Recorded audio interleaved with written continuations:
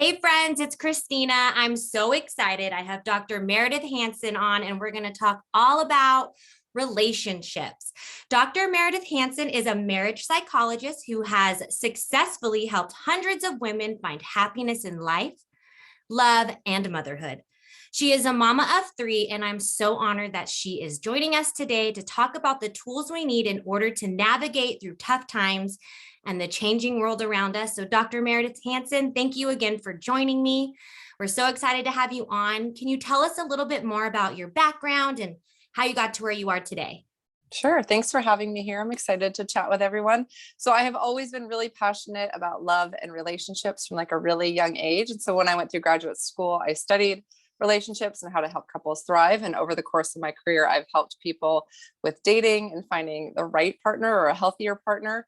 I've helped couples transition into marriage. And then once I had my own children, I started really focusing on the transition to parenthood because I realized how challenging it can be and that more than half of couples feel less satisfied in their relationship after having a baby. And so for the past, I guess, almost 9 years, I've just been pouring into couples thriving as they become parents. Yeah, no, I love it. I mean, we need people like you in the world because I know when I first had my son, Cole, 3 years ago, it was a total adjustment with me and my husband. I was used to giving him like my 100% attention, Mhm. anything he wanted, I was able to do it. I didn't have anything pulling me to distract me. When I had my son, I know it was hard for an adjustment more for him, because I wasn't able to attend to his needs as much. So what do you say to the couple that just had the baby and they're kind of having this, you're not paying attention to me type of um, arguments or, how can they move forward in that? Right. So it's a challenging experience to go through. So there's a couple things I would say is the first one is this is time limited. So to remember that when you have a newborn, they are so needy and husbands can definitely feel neglected and moms can feel so touched out from taking care of a little baby and cuddling and holding and nursing and feeding and all those things all day. So it is time limited. So if you can weather that storm, hang in there.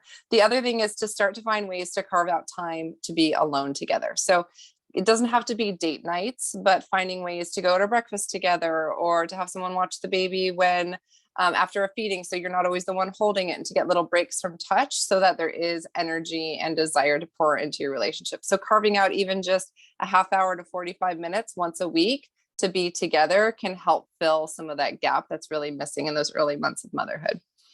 Yeah.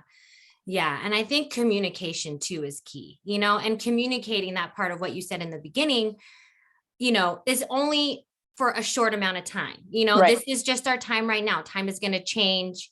So it's always good. I think that's very sound advice to remember that this is only a very limited time of our, whole life together. Which is hard to know when you're in the throes of new motherhood, right? The first 3 to 4 months are like a fog and it's just hard in that first year. So you don't always know that. But when you can carve out little moments to be together, it helps you see that you can get it back. Whereas Mhm. if you're just like taking care of baby and not pouring into the relationship, your partner can feel like they're always going to be neglected. Yeah. And that could probably cause like a little rift in, Yeah. how you are with each other in terms of, like the spark and things like that. What do you say to couples to kind of help liven that back up again? Because I know sometimes we can lose it with the exhaustion of day-to-day motherhood life, parent life. What do you say to couples? How can we bring back the spark in our relationships? So the spark really comes from the friendship being nurtured. If you think about Mhm. it, when you feel like you like your partner, you're more willing to want to be close to them. You're more willing to communicate effectively. So nurturing that friendship through small little things like appreciating them daily, having meaningful conversations here and there throughout the week, um, being direct with your needs so that the resentment can go down because the resentment will erode the friendship. So doing little things to nurture your friendship will help you start to get the spark back. It's hard to just all of a sudden like, oh, get that spark back if he's irritating you or you're resentful or you're not getting your needs met. You don't want to be playful with one another. And the Yeah. spark comes for that playfulness and that Mhm. fun and like looking at him like, oh, he's so great, or he's so funny, or he makes me laugh or smile or makes me feel so loved. And Mhm. that's the foundation of the friendship that gets that back. Well, what do you say to a couple that's kind of having like a hard time getting that friendship back? Like they're a little bit more in a disagreement, the communication someone saying one thing and another, it's the same exact thing, but they're not like understanding what they're saying. Like what would you say to a couple that's having a little bit harder time in that? So if communication is not going well and it's hard to get the friendship back on track, then that's probably a time to reach out for help, because there's a deeper problem that needs to be understood and cleared out, and helping you communicate more effectively. So usually when couples are fighting and bickering, they're not getting to the root of the problem, which is an emotion underneath an anger or resentment or irritability. And so understanding what that emotion is and learning how to express it and get it validated moves a couple forward in a conflict. But that usually comes from having some type of third party help you get there. So if you feel like we keep having the same fight over and over again, or we have periods of being good and then we're fighting and you're irritable again, that's the time to go to counseling, because right now you're motivated, you have this little baby or you have young children and you want your relationship to work. So getting help right now will help your family thrive in the long run. Yes, I definitely agree. And Dr. Meredith has this monthly membership, and I encourage everyone to go check it out. And it's going to help focus women on helping them reduce resentment, feel confident as moms, and find their happiness again. Do you have anything else you'd like to add on about this wonderful thing that you're offering the audience? Sure. So it's a monthly membership that helps women really focus on their relationship and being better mothers and finding themselves, and the accountability of it. I've been doing it for a little bit of time now. The accountability is what most of the moms are really valuing, is that we check in with one another. There's tips and information that's being sent out, because you can go to counseling and forget to apply the tools in between, or maybe you went to counseling before and now you're not applying it. So hearing what other moms have to say and normalizing the experience and holding one another accountable really helps move the dial on your relationship and just how you feel about yourself as a mother. So if you're interested in joining, there will be a link. The doors will be closing in January, but you guys can get special access and join with the link that will be sent out from this podcast. And I'd love to have you join. If you have any questions, feel free to reach out and ask me any questions. Oh my God. That is so awesome. Thank you for doing that for the audience. Yeah. I know it's going to be, I think it's so important, especially with, the climate in today's world, that we should seek help. We should find accountability partners, and to not feel so alone, and have other women to talk to in our struggles. I mean, we forget about that. I mean, it's super important, I feel, to feel a sense of community.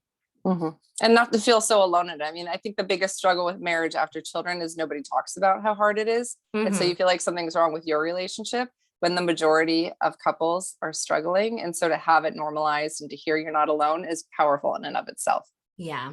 And I feel like I noticed it was harder going from like 0 to 1 than 1 to 2, because the 1, like that's like the biggest jolt in your relationship change, like the totally different dynamic. That's how I felt. Like the second time around, it was a little bit easy. We kind of knew what to expect, but the first time was like such a shocker. And I'm sure it's like that for a lot of other people out there listening when they first had their first baby. So is there anything else before I get into my 4 questions? Is there anything else you would like to add and let the audience know? Any tricks, any tools? I really think if you can stay connected to your marriage, why did you get married? Why did you choose this person? What do you love and appreciate about them? It's really easy to think about what they're not doing, how they're not helping, what they're doing wrong.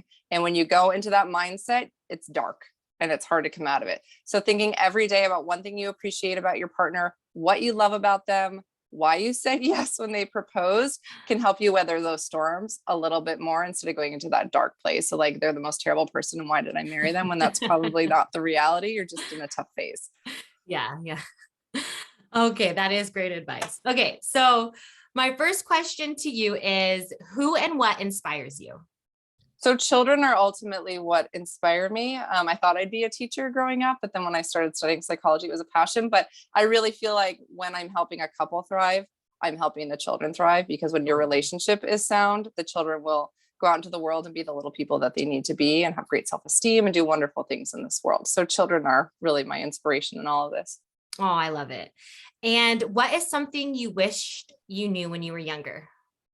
Something I wish I knew when I was younger was that love is extremely powerful and heals, and love from anybody, whether that's a friend or a teacher or a partner. Like the more love you have in your life, the happier and healthier you're going to be. So lean into love wherever you can get it. Yeah, I love that one. That's a good answer. And what's the essential part of your daily routine? Essential part of my daily routine is something I learned a long time ago when I worked in rehab after college, was to take a shower at the end of every day because it like washes off all of the emotions I collect throughout the day from others. Yeah, I take a shower like morning and night, like at Me night, just too. like rinse Yeah. or something, but I never thought of it in that way. And like, I always do feel so much better when I take a shower at night before I go to bed. Yeah. It Like like cleanses it off. it does. Yeah, Yeah. that is good. I like that one. And then my last question to you is the best advice you've ever received. The best advice I've ever received. I should have prepared for that one.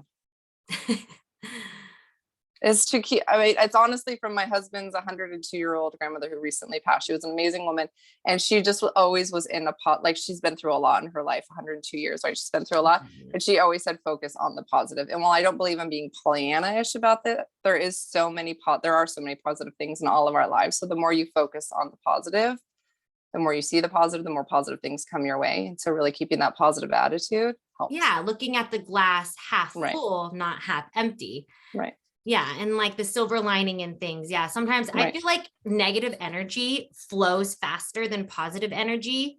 It's harder to get a positive energy flowing because Right. you can just spiral down the negativity so It's very fast. easy. It's like scary.